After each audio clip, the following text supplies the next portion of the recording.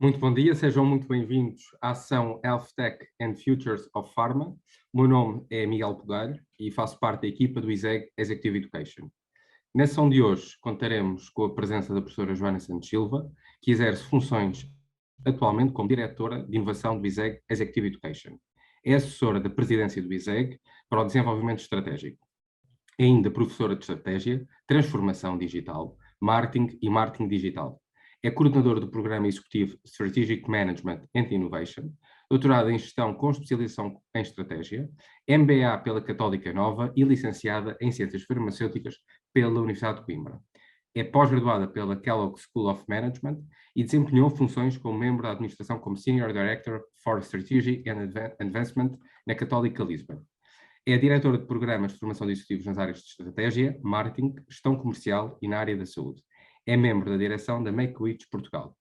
Esta sessão terá uma duração de cerca de 30 minutos e no final iremos reservar um espaço para podermos, portanto, e a professora Joana Santos Silva depois poder responder às vossas questões que pedimos que sejam colocadas no Q&A. Professora Joana Santos Silva, passo a palavra para a apresentação e muito bom dia. Olá, obrigada, bom dia a todos e obrigada por estarem aqui presentes. Se concordarem, eu vou passar agora, digamos assim, a partilhar a minha tela. Queria só confirmar, julgo que não está correto.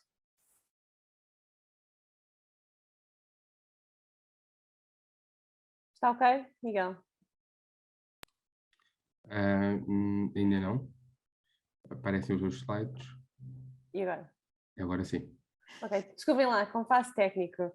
Então, assim sendo, muito obrigada. Hoje o que eu tinha preparado era um bocadinho sobre esta perspectiva de falar quais são os grandes desafios, digamos assim, da indústria farmacêutica, em particular como é que as novas tecnologias têm vindo a impactar aquilo que é o setor.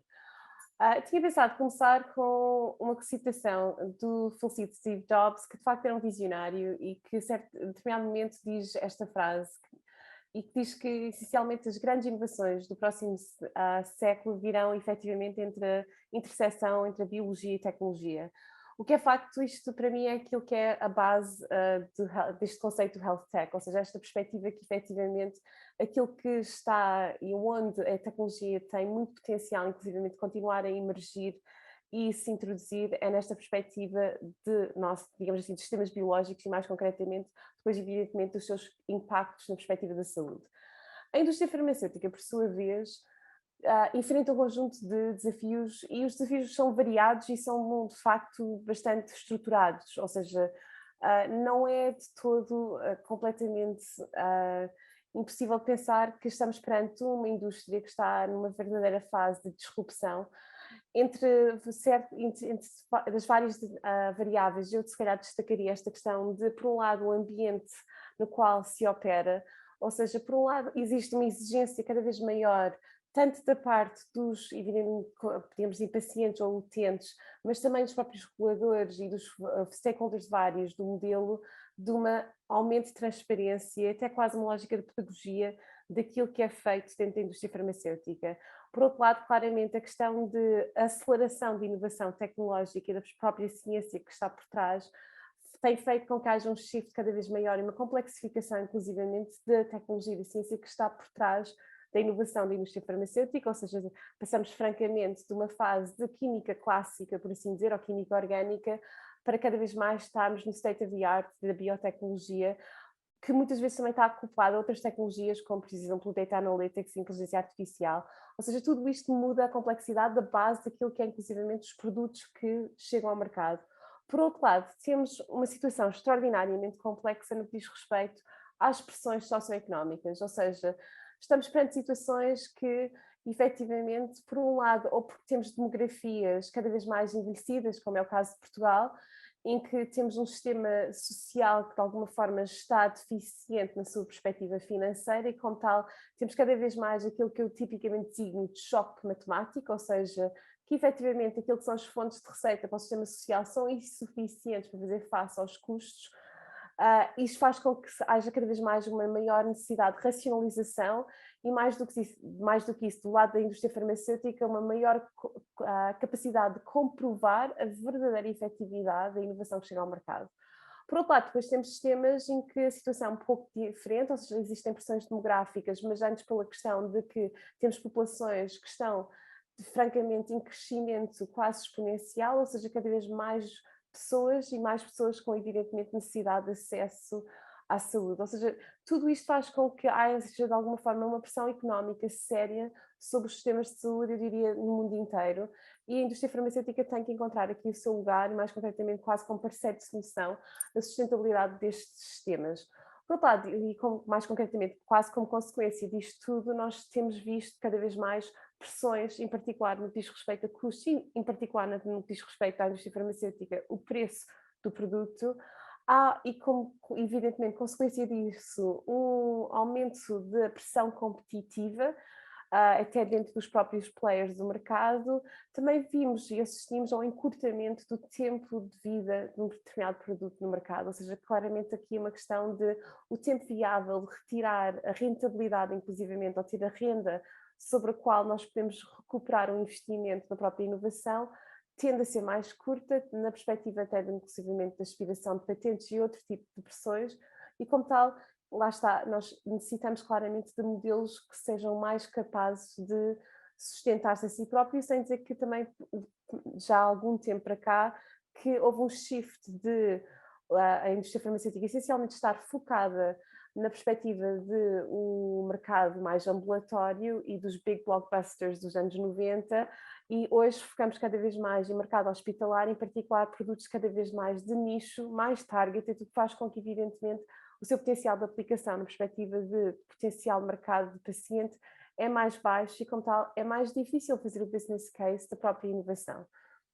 Eu, contudo, ou seja, com esta complexidade toda, ou seja, nesta perspectiva de todo este ecossistema e todos estes problemas, tanto da perspectiva macro, ou seja, económica, como a lógica de aquilo que são os drivers da própria indústria farmacêutica, haveria aqui muitos temas que podíamos abordar. Mas confesso que foquei e acabei por focar naquilo que de alguma forma tem sido muito uma buzzword na indústria farmacêutica, já se calhar há quase uma década, mas que eu julgo que ainda carece de alguma forma de um real entendimento do que é que isto pode efetivamente significar para a indústria farmacêutica e mais concretamente porque é de facto um caminho de futuro no que diz respeito à perspectiva da estratégia de negócio. E como tal, ou seja, o que quero falar-vos hoje é a lógica da centricidade do paciente, o patient-centric, que eu estou certa que muitos de vós já ouviram falar e com alguma intensidade, mas provavelmente todos nós ainda estamos a tentar, de facto, definir o que é que isto quer dizer e como é que isto se encaixa no modelo de negócio. E porquê que nós hoje falamos patient centricity? Não é apenas porque efetivamente é uma buzzword, mas antes pelo contrário, porque efetivamente nós estamos num modelo que é, francamente, cada vez mais multi-stakeholders. Ou seja, aquela perspectiva de quase o monopólio da prescrição que tipicamente estava do lado do prescritor, ou seja, do lado do médico, hoje está mais diluído, existem várias pressões diversas que fazem com que efetivamente o poder negocial esteja mais espalhado pelos stakeholders. E mais concretamente, eu acho que a indústria tem que começar a olhar para os pacientes como stakeholders extraordinariamente estratégicos, até na perspectiva de serem um veículo de fazer pressão para exigirem acesso à inovação. Porque quando efetivamente o dinheiro é curto, teremos mesmo que tomar enquanto sociedade decisões sobre onde vamos aplicar investimento no que diz respeito à inovação e quem de alguma forma, quem são as pessoas que vão beneficiar de inovação state of the art e quais são as áreas em que efetivamente iremos ficar aquém, ou seja, em que vamos ter que utilizar tecnologia que também é certamente eficiente, mas se calhar não tão inovadora. E é nessa perspectiva que os pacientes, as associações de pacientes, os cuidadores têm um papel extraordinariamente importante, porque eles são agenda makers, potencialmente, ou seja, são de facto parceiros estratégicos e é assim que a indústria deveria olhar para eles, a meu ver. Agora, na perspectiva do patient centricity, há um conjunto de também, evidentemente, desafios, até porque nós não estamos tipicamente, enquanto indústria, habituados a trazer o paciente para dentro daquilo que é a nossa interação direta. Ou seja, por um lado, em particular, já tinha falado na questão do envelhecimento da população. O envelhecimento da população, evidentemente, faz com que haja uma maior incidência das doenças crónicas.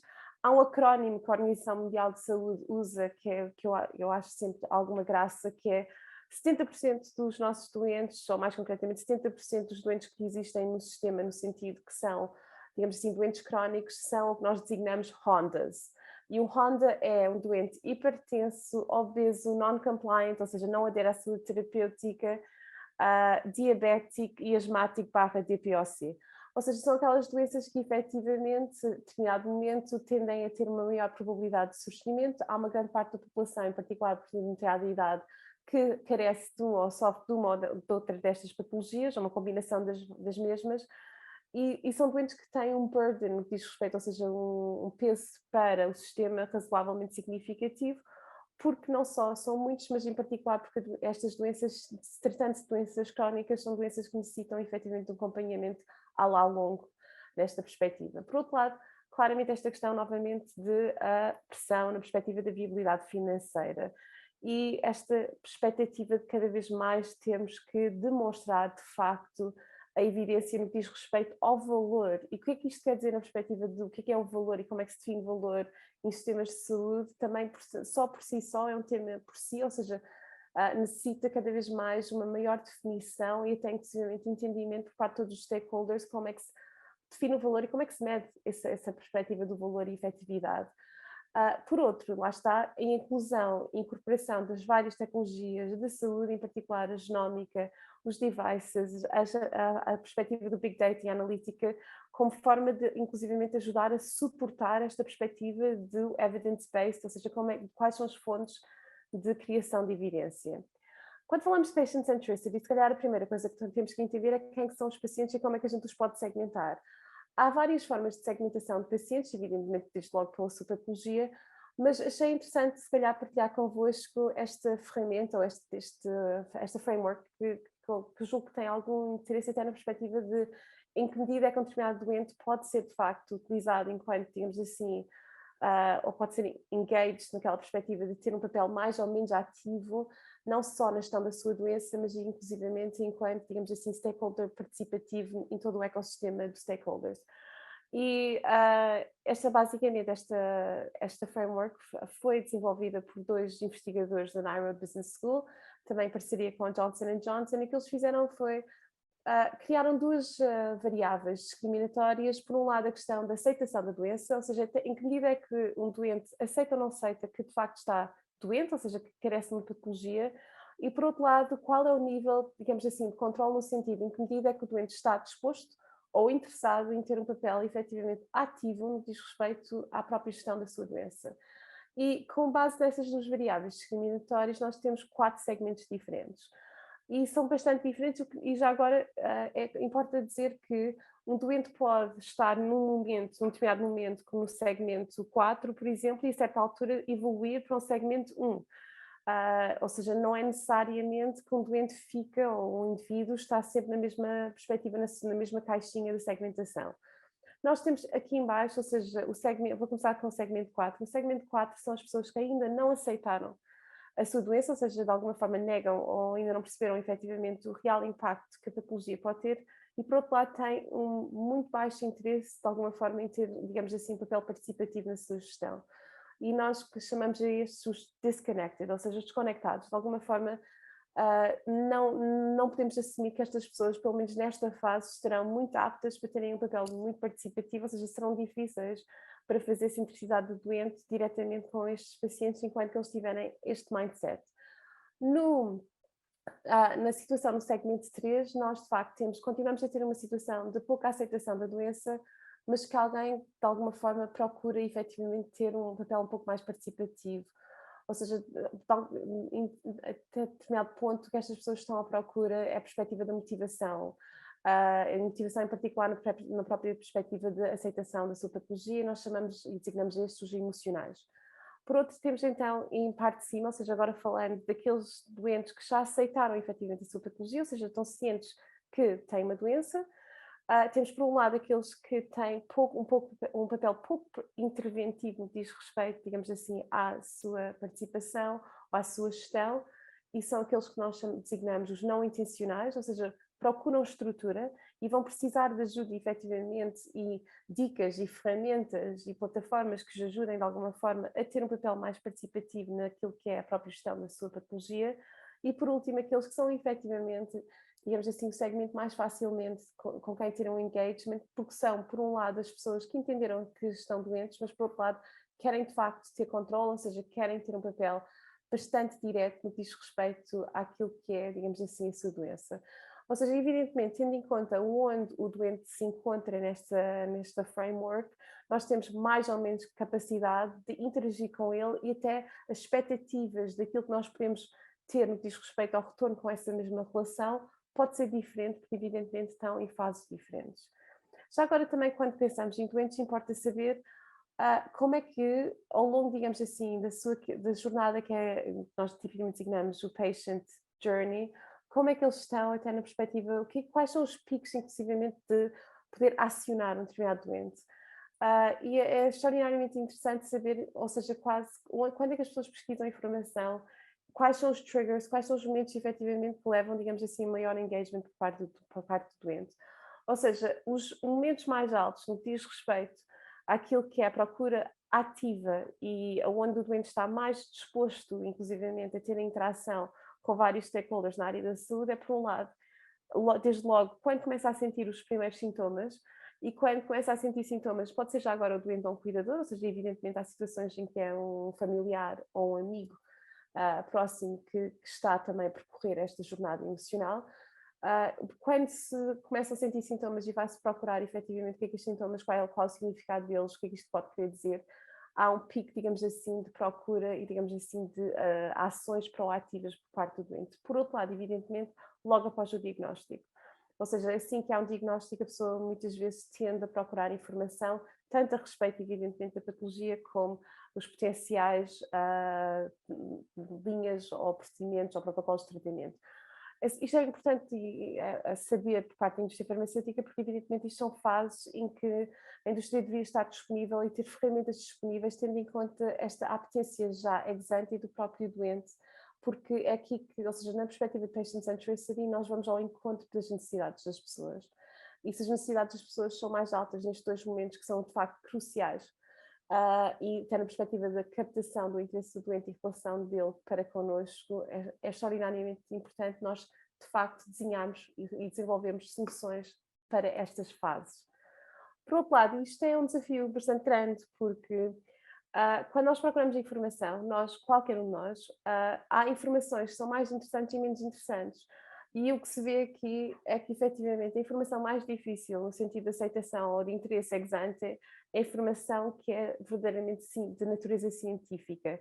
Ou seja, a ciência, de uma forma geral, tende a atrair pouco interesse. Ou seja, há aqui um paradoxo, evidentemente, porque nós, geralmente, quando estamos a falar de temas relacionados com saúde, estamos, evidentemente, a falar de ciência, mas nesse sentido, e é por isso que trago este insight, quando estamos a tentar conversar com pacientes em particular, temos de ter interesse que só hard science não é uma forma de ter um engagement com ele, ou seja, se queremos trazer o paciente para dentro da esfera da ação da própria companhia, temos de alguma forma fazer com que estes conteúdos tenham encaixe, não só na perspectiva já agora de linguagem, que evidentemente as mensagens têm que ser simples e de fácil compreensão para pessoas que evidentemente não são profissionais de saúde, mas mais do que isso, informação que é apetecível, até na perspectiva não só da mensagem, mas inclusivamente na forma como ela é veiculada, ou seja, com algum fator, digamos assim, ou de entretenimento, ou algum fator emocional,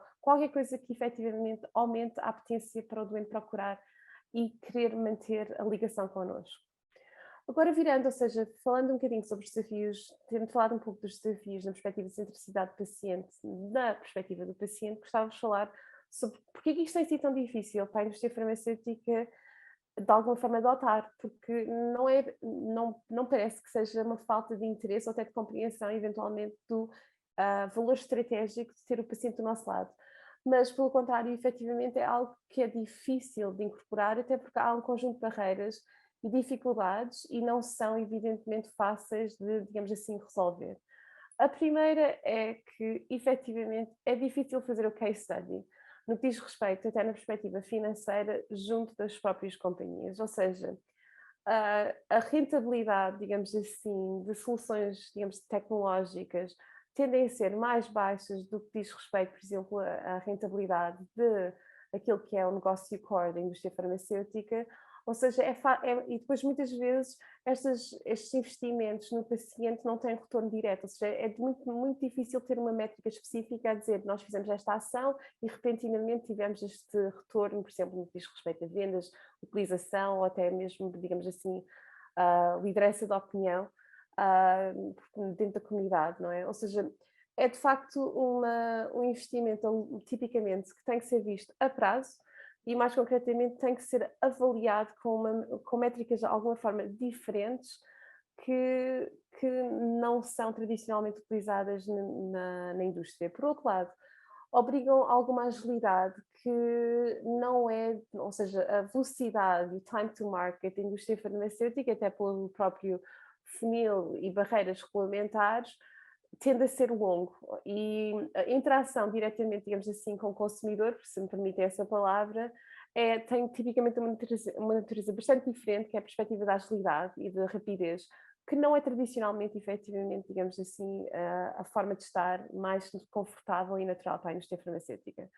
Evidentemente, há barreiras regulamentares e, mais do que isso, há muita incerteza, inclusivamente, quando então falamos de soluções tecnológicas, ou seja, plataformas de engagement e comunicação com o doente, ou até inclusivamente aplicações de relacionamento com o doente, é muito difícil perceber muitas vezes sequer quais são as regras que se aplicam. E é nesse sentido que as barreiras regulamentares, as próprias incertezas regulamentares fazem com que isto entre numa zona cinzenta e há alguma aversão ao risco, que é certamente legítima. Por outro lado, a questão de segurança de dados, a privacidade, os dados na área da saúde aumentam a uma velocidade francamente exponencial, na área da saúde já agora, como em todas, e é muito sensível este assunto de como é que se pode ter acesso a dados de doentes, como é evidente, como é que se utiliza a privacidade, como é que se assegura a privacidade e como é que isto está em concordância com a própria compliance e a lei que diz respeito à relação direta entre a indústria e paciente.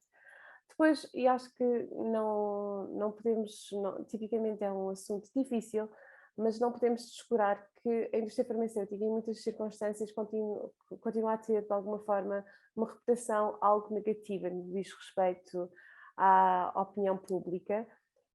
E não sou o que digo, infelizmente existem estudos, em particular, quando comparam indústrias, as diversas indústrias e a reputação e como é que o público olha para as empresas de determinados setores e que efetivamente existe uma confiança pública que foi de alguma forma erodida, houve uma erosão negativa em respeito à indústria farmacêutica. Eu acho que aqui há muito espaço de melhoria, ou seja, a indústria tem francamente um potencial de poder melhorar aquilo que diz respeito à sua reputação, em particular através de pedagogia e transparência. Eu julgo que há muita desinformação, ou mesmo falta de informação, no que diz respeito às complexidades, às barreiras regulamentares, à dificuldade que é fazer inovação e trazer inovação para o mercado. E certamente uma melhor compreensão do que é necessário, o que é exigido à indústria farmacêutica, os standards pelos quais ela se pautua no que diz respeito à sua forma de estar no mercado. Se houvesse uma compreensão do grau de exigência, provavelmente havia um melhor entendimento sobre, efetivamente, o real rigor que está por trás. Mais do que isso, acho que as pessoas também não compreendem, muitas vezes, as pessoas, eu estou a falar do público em geral, o real impacto que a indústria farmacêutica teve, em particular no que diz respeito ao aumento da longevidade e qualidade de vida nas sociedades. Ou seja, de facto, é uma indústria que faz algo que é extraordinariamente importante para todos nós, tem um impacto muito positivo para a sociedade e, infelizmente, carece de uma reputação negativa, ou seja, é francamente uma área que merece e precisa de algum cuidado por parte do setor no seu todo.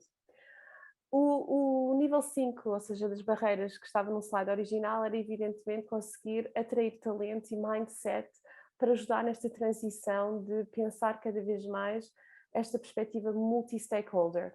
Mas passava, ou seja, evidentemente as organizações são pessoas e não há dúvida que competências certas fazem a diferença, mas passava então o quinto para falar-vos sobre a questão da literacia da saúde por parte do público em geral. Ou seja, há e continua a haver uma baixa literacia no que diz respeito à saúde. Infelizmente Portugal não é exceção e até diria que está abaixo da média da União Europeia. E quanto menor é a literacia em saúde, mais difícil, evidentemente, é, digamos assim, a capacidade ou potencial de introduzir, incluir e efetivamente trazer o paciente e a sua, digamos assim, o seu ciclo de suporte para dentro do perímetro daquilo que é a nossa área de atuação, porque as pessoas tipicamente nem conseguem, digamos assim, perceber ou entender as propostas de valor que lhes são de alguma forma apresentadas. E há, por outro lado, nesta perspectiva também da literacia e saúde, há muita desinformação, que é extraordinariamente é um assunto que tem que ser cada vez mais abordado de uma forma muito séria, porque todos nós estamos cientes de este drama de fake news, informação falsa em qualquer área. Na área da saúde, evidentemente, o impacto de informação errada pode ser bastante nefasta. E só para terem assim aqui uma partilha, porque há vários estudos neste sentido, mas há aqui um estudo que foi publicado na Scientific American em que eles analisaram 1.300 websites e apenas 43% estavam em linha com recomendações, 28% deles tinham informação efetivamente errada e 28% tinham pelo menos informação que não era relevante na perspectiva clínica. Ou seja, denota efetivamente esta situação, este paradoxo que nós hoje vivemos, que é falta de informação não existe, há até inclusivamente um excesso de informação em qualquer temática e área, evidentemente a área da saúde é ideia, mas as fontes de informação não são tipicamente fidedignas. E o público em geral, por falta também de literacia e por falta de compreensão de quais são as fontes que verdadeiramente deviam ser valorizadas, muitas vezes procura informação, como vocês certamente sabem, no Dr. Google, e que são coisas que podem ter impactos negativos para o indivíduo e na perspectiva da sociedade. Nesse sentido, para ter connected to patients, há aqui uma framework, que são os 5 elementos, em teoria, para ter uma estratégia bem sucedida que diz respeito ao engagement com pacientes.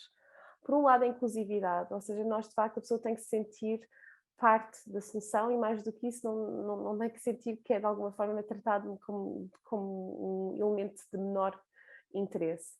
Por outro lado, lá está, o paciente tem que ser levado a estar engaged, não é? Dentro daquela framework que eu vos mostrei, ou seja, esta questão que o paciente tem de ter esta apetência para poder querer controlar o seu estado de saúde. Tem que haver compaixão e tem que haver de alguma forma abertura para perceber o cliente sem julgamentos. Os clientes como é o paciente sem julgamentos, ou seja, efetivamente as pessoas não podem se sentir de alguma forma fragilizadas nestas situações. Os objetivos têm que ser partilhados, seja com o doente diretamente ou com a sua família, ou seja, tem que haver um entendimento se o objetivo faz sentido, se é de facto plausível, porque caso contrário isto não funciona, não é? Esta é a lógica dos objetivos de negócio, certamente nas vossas equipas assim o fazem, aqui igual, não é? Ou seja, o objetivo tem que ser claramente definido e concordado por todas as partes. E depois lá está, e isso resulta efetivamente num trabalho de parceria. Ou seja, esta perspectiva de ativar o paciente, o que a gente quer de alguma forma é que o paciente passe a ter um papel interventivo e ativo no que diz respeito à tomada de decisão. Trago-vos esta frase e só para vos mostrar meio dúzia de exemplos de coisas concretas que já têm vindo a ser feitas, ou seja, basicamente algumas ideias de o que pode querer dizer patient engagement ou patient centricity com ações específicas. Mas gosto muito desta frase antes de vos passar aos exemplos, que é patient engagement is the blockbuster drug of the next century, ou seja, claramente assim, dentro do novo modelo de atuação, dentro dos vários desafios que a indústria enfrenta para as próximas, se calhar, 2 décadas, este pilar de introduzir o paciente e fazer de facto um engagement direto com ele vai fazer parte e vai ser certamente um fator crítico de sucesso e tem inclusive diferenciação das companhias que entenderam isto e que não entenderam isto.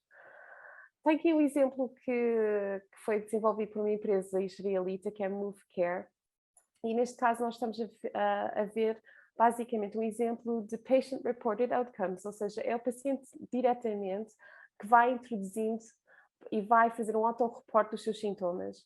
Ou seja, isto foi desenvolvido para doentes oncológicos e o que nós sabemos é que em consultas de rotina é muito natural que a equipa clínica de alguma forma por vezes falhe a identificação de sintomas. Até porque por vezes, quer dizer, naquele dia, ou porque não há autorreporte, porque naquele dia o paciente não está a sentir e não se lembra que há 2 dias atrás teve qualquer coisa, ou porque efetivamente, quer dizer, nas milhentas coisas que têm que ser vistas dentro de uma consulta, há coisas que de uma forma natural ficam esquecidas. Ou seja, basicamente aqui este sistema o que faz é, de forma proativa, pede ao paciente para fazer a sua monitorização e essa informação é veiculada diretamente à equipa clínica que está a seguir o paciente. O resultado disto foi fantástico, ou seja, por um lado, os pacientes que utilizaram esta aplicação conseguiram estar a cumprir o seu protocolo de quimioterapia durante mais tempo, porque lá está, as situações adversas foram identificadas mais rapidamente e foi possível fazer ajuste ao protocolo de tratamento. E evidentemente, também como consequência disso, tiveram menos necessidade de serem admitidos a cuidados hospitalares e, por outro, tiveram uma taxa de sobrevida superior, ou seja, um conjunto de benefícios em que, outra vez, nós estamos aqui a assumir que o doente tem um papel proativo no que diz respeito ao controle e à gestão da sua doença. Depois existem muitas plataformas, de alguma forma que eu diria que se aproximam redes sociais, que são a perspectiva de, efetivamente, de rever sintomas, perceber em que estado é que está a minha doença, tentar eventualmente até inclusivamente partilhar ou procurar tratamentos potenciais, e há soluções diversas, eu trago-vos aqui 3, ou seja, aqui neste slide vocês estão a ver um que é da Apple, que é o Apple Research Kit, em que a Apple efetivamente, ou seja, a Apple Health tem uma área de saúde em que já está até inclusive subdividida por várias patologias, como por exemplo a asma, a doença de Parkinson's, o cancro da mama, e tem esta ideia também do Patients Know Best. O Patients Know Best é uma plataforma paciente para paciente, ou seja, é uma partilha, digamos assim, entre pares, em que como é que eu me sinto, que tipo de tratamento estou a fazer, e é de alguma forma uma lógica de comunidade, ou seja, doentes com a mesma patologia, como é que eles podem interagir e até inclusivamente tirar dúvidas entre eles, ou simplesmente partilhar, digamos assim, as dores da sua própria doença. Esta plataforma é a terceira, digamos assim, o terceiro exemplo que eu queria partilhar convosco.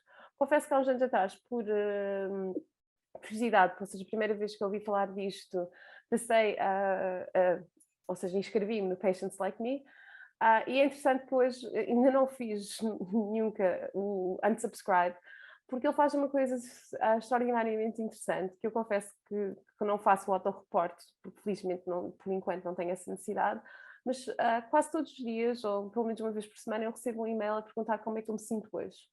Ou seja, desde logo ele faz estas perguntas, ou seja, é uma monitorização, é uma escala de emojis extraordinariamente simples, ou seja, não necessita de nenhuma literacia específica, não necessita de nenhuma informação ou formação na área clínica, mas faz com que eu, de facto, vou de alguma forma, fazendo um autorreporte só sobre uma perspectiva de estado geral.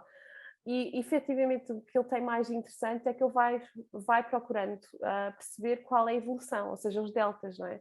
Se a pessoa vai se sentindo melhor ou pior ao longo do tempo e como é que se está a evoluir.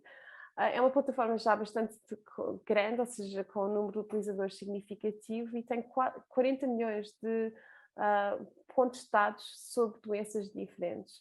Ou seja, efetivamente aqui, já agora, o Patients Like Me está depois subdividido em clusters também de patologia, ou seja, em teoria os doentes, quando são verdadeiramente doentes, quando se inscrevem no Patients Like Me, identificam qual é a patologia que carecem e depois estão dentro, digamos assim, comunidades, e ajuda também, inclusivamente, a identificar outra vez o patient journey na perspectiva de paciente para paciente e pessoas similares a falarem como é que estão a ser seguidas em que medida que têm problemas. Queria-vos também mostrar um exemplo um bocadinho diferente na perspectiva de aplicações de inteligência artificial, como é que elas nos podem ajudar, até naquela perspectiva do custo e complexidade de seguimento de doentes, em sistemas que evidentemente já estão basicamente a rebentar. Ou seja, isto é um exemplo que foi desenvolvido na Mayo Clinic. Eles demoraram qualquer coisa como 10 anos para desenvolver esta aplicação. Esta aplicação, a senhora que vocês estão a ver, não é uma senhora, ou seja, um avatar, que é a Molly. E a Molly é um avatar enfermeira. O que ela faz, efetivamente, é de alguma forma uma lógica de triagem para doentes com doenças crónicas, como lá está a diabetes ou a DPOC. Ou seja, muitas das visitas, em particular, e consultas, seriam desnecessárias, porque muitas vezes elas são apenas de rotina e quase triagem. Ou seja, o que isto está a tentar fazer é essas tarefas ficarem feitas pela aplicação. Quando é necessário, evidentemente, o doente é reencaminhado para a sua equipa clínica, quando não, ele foi monitorizado, ele está ok, nós temos um novo ponto de dado para perceber como é que o doente está. Tem uma vantagem, um insight muito forte aqui, é que ele não obriga a qualquer tipo de, não é, de escrita. Ela funciona simplesmente por voz, ou seja, especialmente para pessoas idosas, não há necessidade absolutamente nenhuma de perceberem muito sobre tecnologia, nem têm que estar com capacidade, por exemplo, tecla. O que eles conseguem fazer é simplesmente interagir com a voz e ela responde com uma voz já com uma linguagem razoavelmente natural. Ou seja, eles tiveram muito cuidado em fazer com que a interação fosse o mais parecido com o ser humano. Ou seja, os pacientes falam com a Molly como em teoria falariam com uma enfermeira, com um médico. Aqui outro exemplo, este aqui com uma parceria com uma empresa farmacêutica, a AstraZeneca, que foi desenvolvida para pacientes que tiveram infarto do miocárdio. Ou seja, nós sabemos que infelizmente muitos destes doentes não fazem alterações ao estilo de vida e tendem depois a ter um segundo episódio. Ou seja, a forma como eles fizeram isto foi verdadeiramente patient-centric. Seguiram 45 pacientes, ou seja, pacientes reais que tiveram infartos, e os seus cuidadores para identificar as reais necessidades. E com base nessas necessidades desenvolveram uma proposta de valor e tem basicamente um conjunto de ideias e um conjunto de ferramentas para ajudar, digamos assim, à gestão pós-episódio para estes doentes. O mais interessante é que, neste caso, as pessoas que estavam a utilizar esta aplicação, 64% deles começaram efetivamente uma rotina de exercício físico. E 17% conseguiram melhorar efetivamente o seu estado de saúde. Ou seja, conseguimos mostrar aqui efetividade, ou seja, o real output desta interação. Também tem aqui outro que tem uma parceria com a indústria farmacêutica, com a Novartis.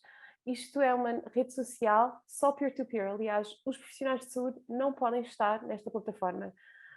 Se estiverem nesta plataforma, só podem o fazer enquanto doente ou enquanto cuidador. Ou seja, a perspectiva aqui é que efetivamente é pares para pares.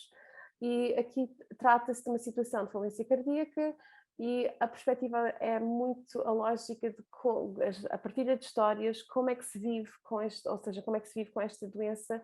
Em particular tem uma secção muito grande focada nos cuidadores, porque muitas destas pessoas depois ficam com limitações e precisam de, evidentemente, um sistema de apoio, e então a informação está focada digamos assim, nesse circuito de apoio. Gosto muito deste exemplo, porque foi um exemplo que foi desenvolvido por jovens, e aqui a perspectiva foi um wearable, ou seja, neste caso não é uma aplicação, é um device, que consegue fazer uma detecção precoce do cancro da mama. Mais, até inclusivamente dizem eles, precoce do que as mamografias, e mais do que isso, o insight começa todo pelo facto que existem muitas biópsias que de facto não são necessárias, mas por outro lado continuamos a ter diagnósticos tardios nesta área, e que nós sabemos que evidentemente que um diagnóstico tardio impacta de forma muito negativa o prognóstico destes doentes. Ou seja, esta questão do IT bra, o que ele consegue fazer é sem qualquer, ou seja, sem nenhuma intervenção, digamos assim, agressiva, qualquer doente, qualquer pessoa pode colocar este device dentro de um sutiã normalíssimo e conseguir identificar se pode ter uma situação de risco ou não. Isto é outro exemplo também de self-logging, ou seja, self-logging é este conceito de que o doente é que vai fazendo de alguma forma o seu próprio pré-diagnóstico, por assim dizer. Este é um exemplo de uma empresa chamada CardioMobile, que já foi aprovada pelo FDA, em que faz um eletrocardiograma com grau clínico em 30 segundos em qualquer situação, e consegue basicamente identificar algumas situações de risco, e à data de hoje já tem mais do que 50 milhões de eletrocardiogramas recolhidos. E depois queria-vos, este é o último exemplo, antes de passar mesmo para o fim da nossa conversa, que era a questão da gamificação também, ou seja, aqui uma aplicação, não tanto a questão da gestão da doença, mas a gestão da própria motivação e até o nível de dor do doente. Este caso foi uma aplicação que foi desenvolvida no Sick Kids Hospital, no Canadá, e para quem trabalha nesta área sabe que a população pré-adolescente e adolescente é muito complexa no que diz respeito à adesão à terapêutica, à aceitação da doença e à própria motivação para os tratamentos. E aqui foi um bocadinho a perspectiva de dar esta capacidade de ter um papel mais interventivo na própria gestão da doença estas crianças. Ou seja, criar uma aplicação de gaming e que eles, de alguma forma, mimetizam que estão a matar as células cancerígenas. E o que aconteceu e o output, o outcome, foi fantástico, porque aumentou o engagement do paciente, aumentou a literacia, porque estas crianças passaram a perceber efetivamente o que é que estava a passar no seu corpo, o que é que os vários tratamentos pretendiam fazer, e como tal melhorou a adesão terapêutica, ou seja, tínhamos doentes mais motivados e incentivados para efetivamente seguirem o seu protocolo de tratamento. Patient centricity não fazia sentido eu pelo menos não fechar com esta mensagem, queria terminar com isto, que é tudo isto começa sempre pela perspectiva de empatia. A empatia é extraordinariamente importante porque a empatia é que nos põe no lugar dos outros, ou seja, e é cada vez mais importante nesse sentido.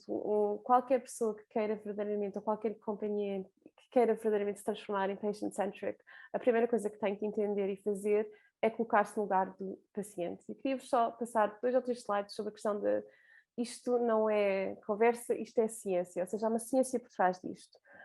E esta ideia já agora de empatia, tipicamente qualquer um de nós, o que pretende, em última instância, é de alguma forma sentir que é visto, ouvido e que de alguma forma alguém entende as nossas necessidades e estão a tentar verdadeiramente ir ao encontro daquilo que nós precisamos. E isto de alguma forma que é para mim a empatia. Há uns tempos atrás houve uma neurologista, que é Helen Rice, que foi desafiada por um aluno dela de doutoramento para tentar perceber se conseguia medir empatia.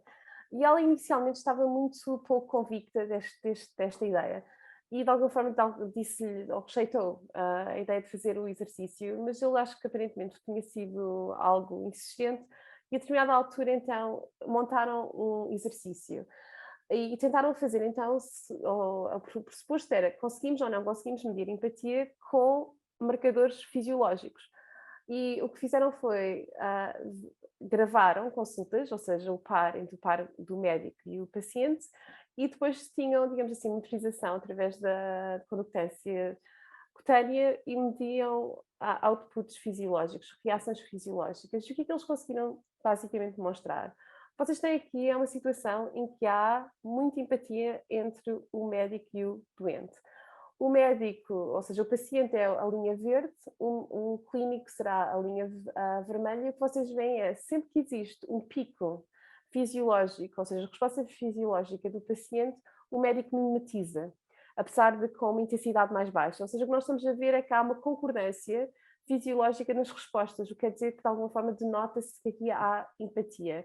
Aqui temos uma situação de baixa empatia, ou seja, o que acontece aqui, o paciente é o cor-de-rosa, o doente é o azul, o doente vai tendo vários picos, não é, emocionais, ou mais concretamente picos fisiológicos, e o médico de alguma forma está numa situação mais ou menos baseline.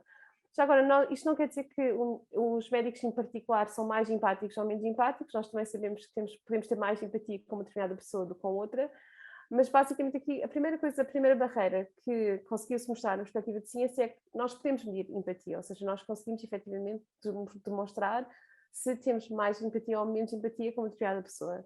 O segundo pressuposto que eles quiseram depois, de alguma forma, testar era: será que a empatia pode ser ou não ensinada? E montaram um exercício no Massachusetts General Hospital, que é o maior hospital em Boston, e a perspectiva foi basicamente muito simples. Fizeram um ensaio com um grupo controle e um grupo teste. O grupo controle não recebeu qualquer tipo de formação, o grupo teste recebeu formação em empatia. Foram fazer a sua vida, ou seja, fizeram as suas consultas e depois no final mediram a satisfação dos pacientes, ou seja, usaram o mesmo instrumento de medição nos 2 grupos e conseguiram demonstrar que efetivamente o grupo de profissionais de saúde teve formação na área de empatia, tiveram melhores outputs, ou seja, os pacientes estavam mais em concordância com os profissionais de saúde, ou seja, estavam mais satisfeitos e nas escalas de empatia tinham melhor performance. E de alguma forma, já agora, só para ser super rápida, o que é esta ideia de formar empatia? Helen Rice criou este acrónimo, ou seja, usou a palavra empatia e a primeira coisa que ela diz é: a primeira coisa é eye contact, ou seja, olhar nos olhos. Nós sabemos que é muito importante quando, por exemplo, entramos num sítio qualquer, mesmo que a pessoa não se levante ou não se mexa, pelo menos se molhou nos olhos, não é? Nós percebemos que fomos vistos. E isto vem desde logo, inclusivamente, da ligação materno-infantil, ou seja, é algo que nos liga às pessoas. Depois, músculos da expressão facial. A nossa face diz tudo sobre nós, ou seja, efetivamente é basicamente o roadmap das nossas emoções. E geralmente é das zonas mais visíveis ou menos cobertas do nosso corpo, ou seja, está razoavelmente visível, pelo menos quando não é Covid. Depois a postura, ou seja, há formas da nossa própria postura que mostram se nós estamos mais abertos ou mais fechados. E chegaram, por exemplo, a uma conclusão interessante, que é, por exemplo, quando o médico fazia uma ronda no hospital, se um doente estivesse acamado e se o médico se sentasse junto da cama, isso era visto como sendo mais próximo, porque lá estava ao nível do paciente. Depois a questão do afeto, e esta perspectiva das emoções expressas, ou seja, não é apenas, não é quando vocês perguntam a alguém de manhã como é que está e a pessoa diz bem ou ok, vai-se andando, isto não nos diz muito, não é? Tipicamente as pessoas respondem de uma forma razoavelmente inócua. Ou seja, nós percebemos efetivamente as emoções. Se a pessoa está chateada, irritada, se está feliz, muda a forma como nós vamos interpretar aquilo que ela nos diz. Depois o tom de voz, não é? Por vezes nós estamos a tentar disfarçar algo, mas a voz é difícil, efetivamente, de disfarçar. Quantas vezes é que provavelmente ouviram alguém, nós sabemos que a pessoa lá está, muito infeliz e prestes a chorar, ou muito contente, porque efetivamente se ouve na voz. Há uma coisa engraçada, e fica aqui, vou-vos dar esta provocação como trabalho de casa, se assim o entenderem. Em teoria, é impossível vocês terem um tom de voz e uma expressão facial que estão em discordância. Ou seja, ter um tom de voz de irritação a rirem-se é, em teoria, impossível. Ou seja, há aqui o tom de voz vai sempre reforçar, digamos assim, a expressão facial e dá-nos muitas dicas sobre como é que a pessoa verdadeiramente se sente. Depois ela diz esta ideia do hearing the whole person. O que isto quer dizer? É perceber o contexto da pessoa, sem julgamentos. E nós, quando estamos a falar de pessoas doentes, são pessoas que estão efetivamente numa esfera muito frágil. E é extraordinariamente importante, efetivamente, nós temos empatia no sentido de perceber de onde a pessoa vem e tentar não julgar as suas ações, os seus comportamentos, ou mais concretamente perceber, se eu estivesse naquele contexto, quão difícil ou quão fácil algo poderia ser.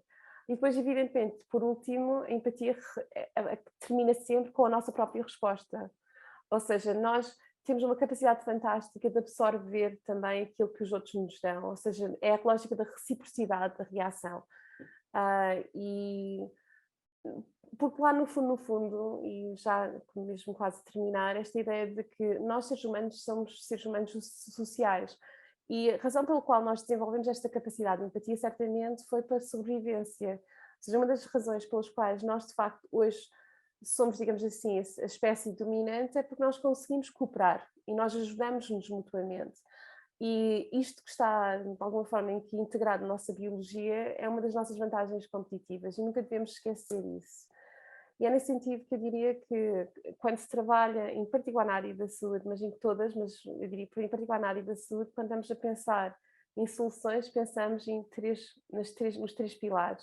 Por um lado, desde logo a questão racional, não é? Que pensamos com a cabeça. Evidentemente temos de ter competência, temos de ter ciência, nós temos de ter argumentos racionais, mas depois, por outro lado, nós também temos que ter o investimento emocional, não é? O cuidado de tratar da pessoa. E por último, demos-lhe argumentos racionais, mostramos que estamos preocupados e queremos cuidar, mas também temos de ter ferramentas, ou seja, a questão da mão, não é? Nós temos de dar ferramentas e capacidade, efetivamente, a pessoa, de alguma forma, ter também um papel interventivo. E é nesta perspectiva do patient centricity, ou seja, esta ideia de que também nos cabe a nós ajudar na perspectiva do outcome direto do paciente e não é apenas, ou não deverá só ser apenas, através da inovação do fármaco.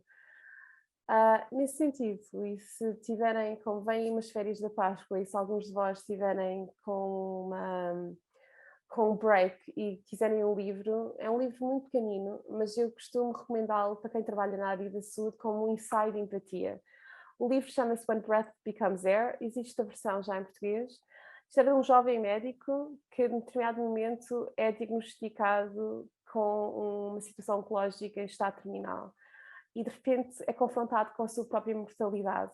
E nesse sentido, a certa altura, tem que navegar aquilo que era, até aquele momento ele era médico e agora passa a ser paciente.